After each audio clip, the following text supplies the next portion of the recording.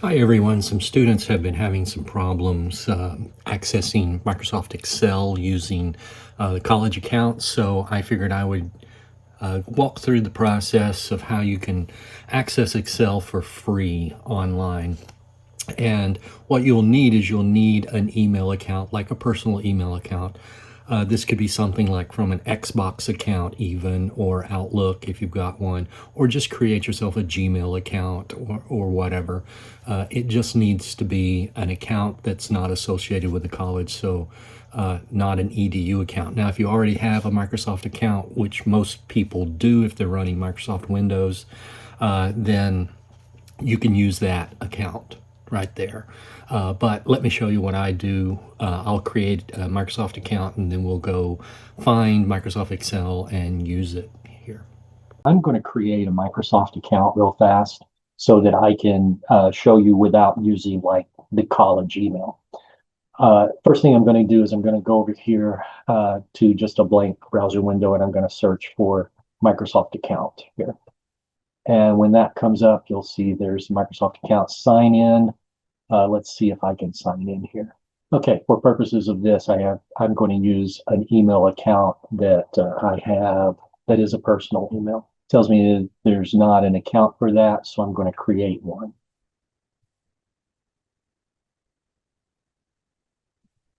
Going to verify my email, enter in my birthday and my name. I do not want information. So just so you're aware, I had to turn off screen recording because Microsoft would not allow me to record at the same time that I was going through the steps here to create that account. Uh, but just to let you know, all that it had me do was enter in my phone number, do a little thing to make sure that I'm not a robot. And once I've done with all of that, I will start sharing the screen again. All right, so here we are in the Microsoft account that I just created using the new email that I just created. Do not click on all of these Get Microsoft 365 buttons. Instead, come over here and click on Subscriptions. And then you'll see Microsoft 365 is free to start. You can do a trial version there if you want to. Wouldn't recommend it. Instead, come down here. It says Microsoft 365 for the web. These are free services from Microsoft. So click on that one. Scroll down and find Excel with Copilot. And you'll see here it says sign in again, but I'm going to do create blank workbook first. Be sure that I'm on my personal email account here. And it brings this up. Now, this is for free. This is online. This is pretty much exactly what you would get if you downloaded Excel. Let's confirm that. Let's put in some data and make sure that I can create a graph.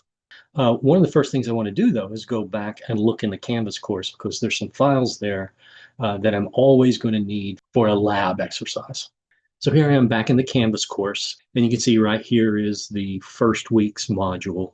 And if you'll scroll down to where it says Lab 00B, there's the template file, and that template file is a PDF file that contains instructions that you need to follow in order to complete the lab. Now, keep in mind, the instructions here are written for the downloaded version of Excel and not the online version of Excel.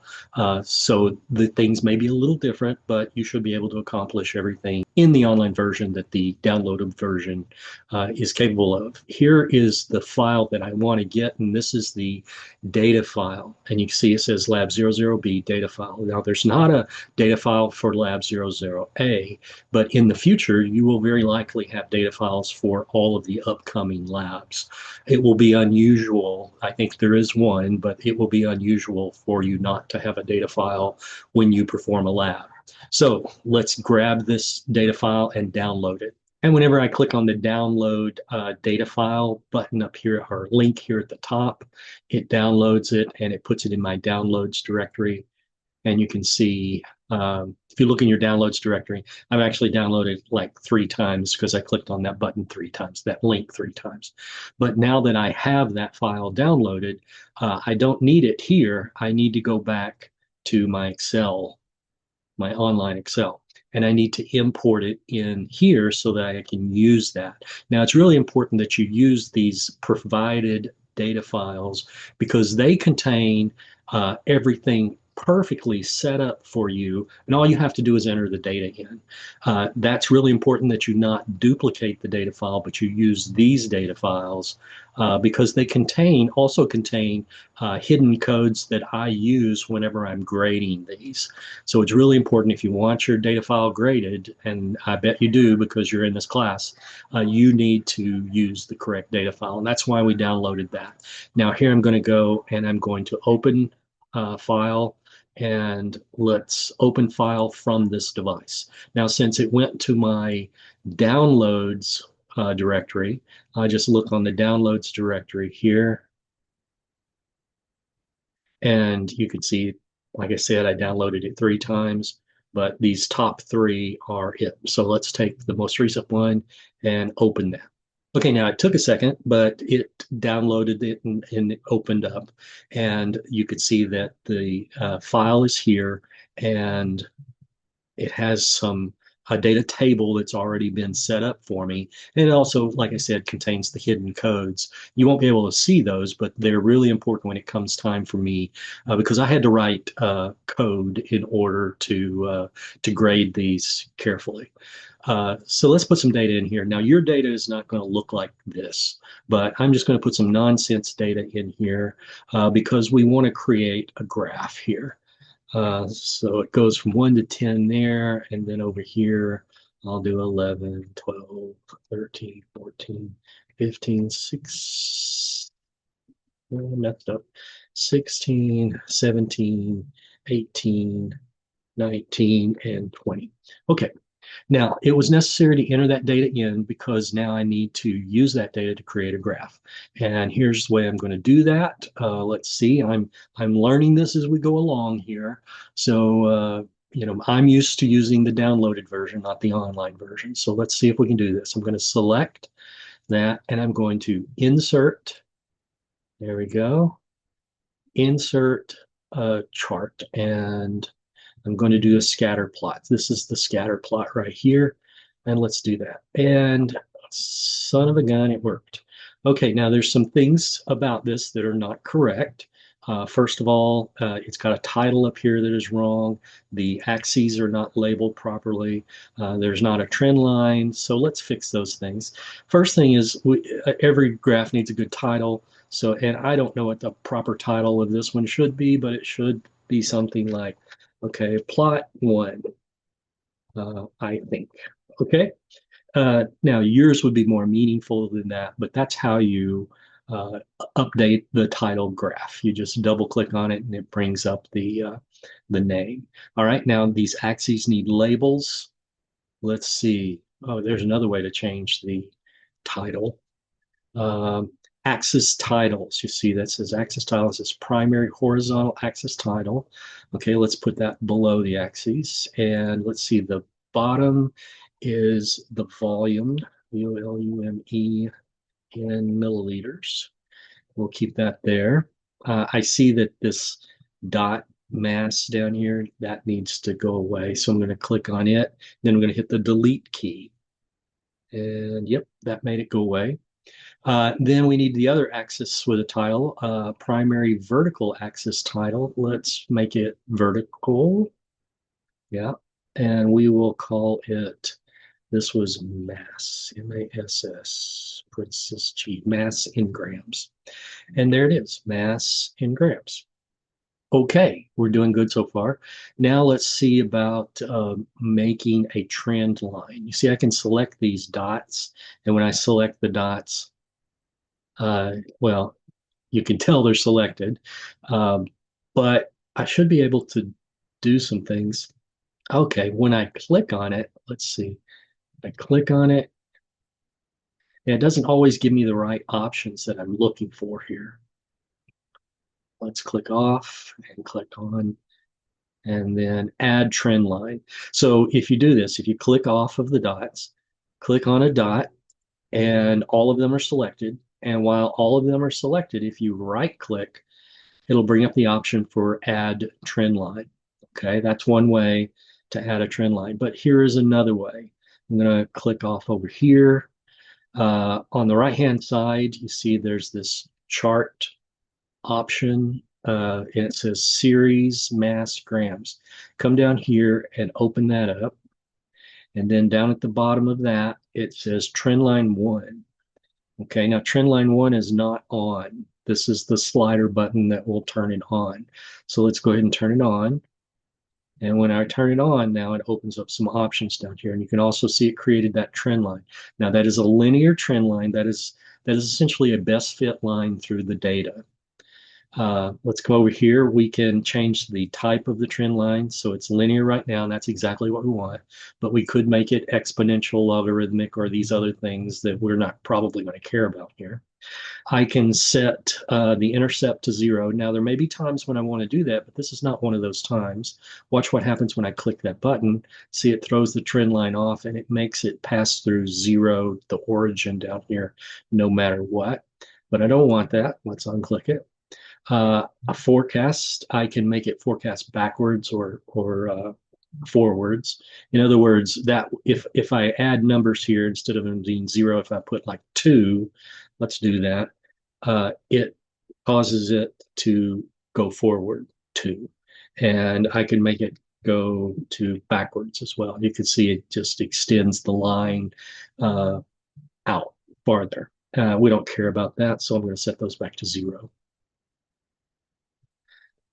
All right, what we do care about, though, is down here under equation and values. Almost, I won't say every time, but quite often we will want an equation that describes that line. And if you've had, algebra in high school, you know that you can make an equation for a line, and it will display that equation here. And you can see when I turn this on, it opened up all of these options down underneath it, but it also put this equation right there. If I click that equation, I can move it around so it's not covered up. And this says y equals x plus 10. That is the equation of that line. And I can also display the r squared value. Now, this may be something you don't know, and you don't have to know this, but the r squared value is what's called a goodness of fit parameter. It tells you how well that line fits the data. And in this case, it's perfect fit. You see, it says right here, r squared equals 0. I'm sorry, r squared equals 1. An r squared value of 1 means that the line is a perfect fit. If it's a number other than 1, it's going to be somewhere between between -1 and +1. A +1 means that it's a perfect correlation, a perfect fit. Okay, and there are other things. You can change the way the line looks. You could even put a second trend line there if I wanted to, but for right now, this is it. Now, once I have this plot and I've done everything and I've followed the instructions for a lab template, then I'm going to need to take this file that I've just created here. I need to download it so that I can then send it to Canvas as an upload so that I can get credit for the lab. So here's the way we'll do that. There's bound to be a way here. Under File, I look under File and it says Create a crop copy, and it also says Export. Now, under Export, it has a few options. It says Download as PDF, download as a CSV, or ODS. None of those options are useful to you. You do not want to use the Export option. Instead, what you want to use is you want to use Create a Copy. And it says you can create a copy online, but you don't even want that. You want to download a copy. So when I click this button, it's going to download this file that I have created here, but it's going to download it as an Excel file. And that is vitally important for you. So I'm going to click it. And when I do that, yes, you can see it downloaded it. Let's look at how the download. You can see lab 00B data files starting with MSExcel-4-1.xlsx. The .xlsx is what's important here because that is proof that you just downloaded an Excel file.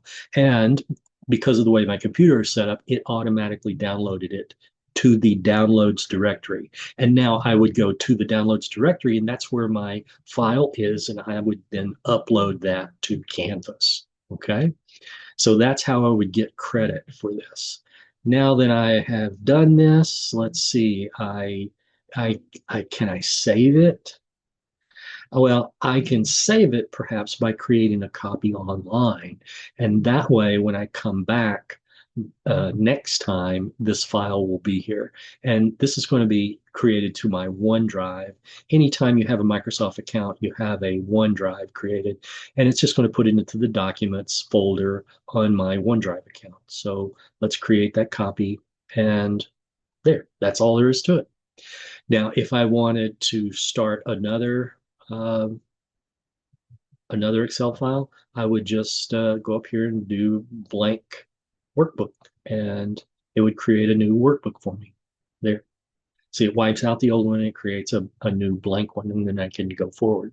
So being able to upload a template data file, filling in the data, creating graphs, creating trend lines, and then downloading that file that you've created so that you can then send it to Canvas and get credit for your assignment. All of those things are things that we just did. So I think that's a good start. You will probably have questions along the way. Don't be afraid to ask. Also, your classmates, if you know any of them, you're friends with them, you can probably ask them as well. But don't hesitate to ask questions. And if I don't know how to do something, then I will try to figure it out for you, and we'll get through this semester just fine. I apologize for the fact that I don't understand Excel, the online version, as well as I do the other versions, but this should get you started, and you should be able to easily use Excel online to accomplish all of the tasks that are necessary for the labs. Now, this is a brand new update from Microsoft Excel Online. It used to be that the online version did not fully function and do everything that I just did here. But you can use the online version. The instructions for all the labs are written for the downloadable version. So if you want to go ahead and you can download the version through the college, that version, you have to have a subscription to download that. You're welcome to do that if it works for you. But if it does not work for you, then this is an option, the online version.